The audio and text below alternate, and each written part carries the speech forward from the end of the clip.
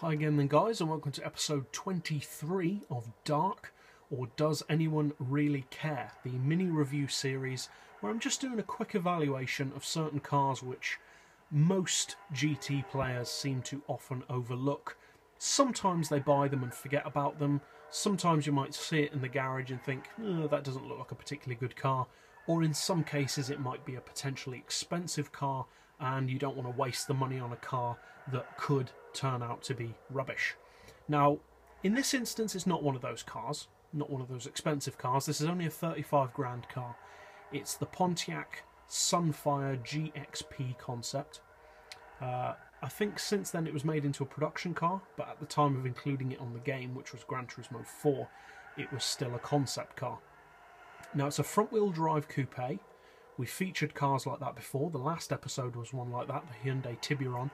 And for any of you who have watched that last episode, you will know that I rated that car pretty well. I said that the handling was really good. So in the front-wheel drive coupe category, this Pontiac's kind of got quite a lot to live up to if you're comparing it to the Hyundai. And it is justifiable to compare it to the Hyundai. It has a similar weight, similar power, similar PP, and similar vehicle type. So how does it perform against not only the Hyundai, but cars of its type, coupes that are front-wheel drive?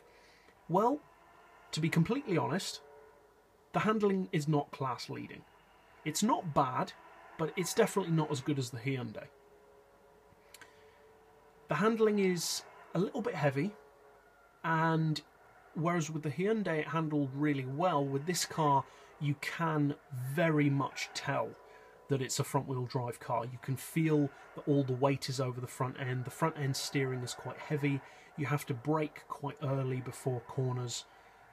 And you do have to be kind of careful going over jumps on tracks such as this track, Trial Mountain, because the lack of weight over the rear end can cause you to sometimes land wrong and kind of swerve a bit. So you just have to be careful going over jumps, really, and potentially slamming on the brakes can, a bit like with the Mitsubishi FTO, lift the back end of the car off the ground. So you just have to bear those kind of things in mind, which you have to bear in mind with all front-wheel drive cars, really, unless they're weird and have loads of weight at the back, or unless you add a ballast, I guess.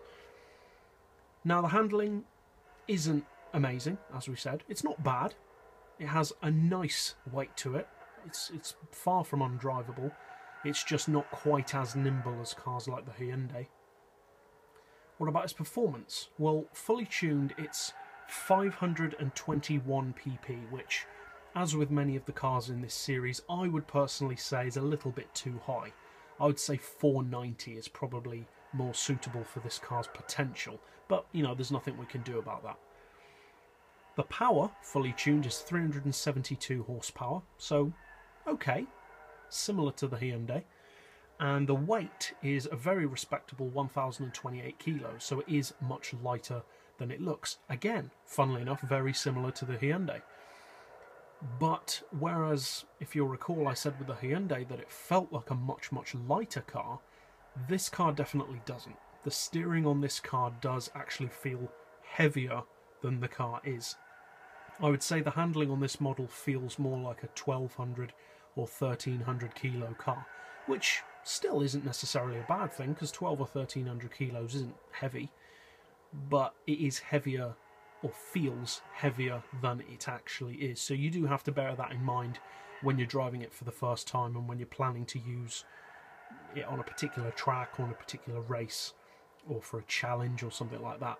Now, vehicles such as this, I would definitely recommend that you give them a try, but I would not recommend looking to buy this vehicle to win races or to set lap records, because it's just not that type of vehicle. It's not designed for that, it's not built for that, and it's not going to achieve that. Now, with the right driver, you can put in a good lap, of course, I'm not saying that.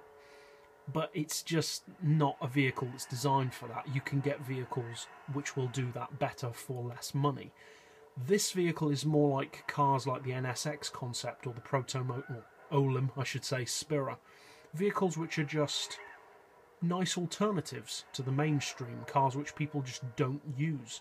And this car definitely falls into that category, because I don't think I've ever seen anyone use this car. It's extremely underappreciated and underloved. And the performance, all things considered, is not bad. It's not a supercar, but it's definitely not slow.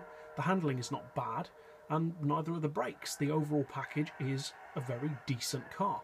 Personally, I would prefer if it was rear-wheel drive. It would make it more usable, safer drifting and stuff like that, but unfortunately it is what it is, and you can't drivetrain swap or drive type swap on Gran Turismo yet. Maybe that'll be something that they have in the future, but obviously for the moment they don't. So overall, it's a 35,000 credit car, so it's not that much money to waste, as it were, if you end up not liking it. I would not recommend buying it if you're looking for something, like I said, to win races. But if you're just looking for something different, maybe you're bored of the cars you own and you're looking to try something new, then I would definitely recommend it for that. So that's it for this review. See you next time, and as always, thanks for watching.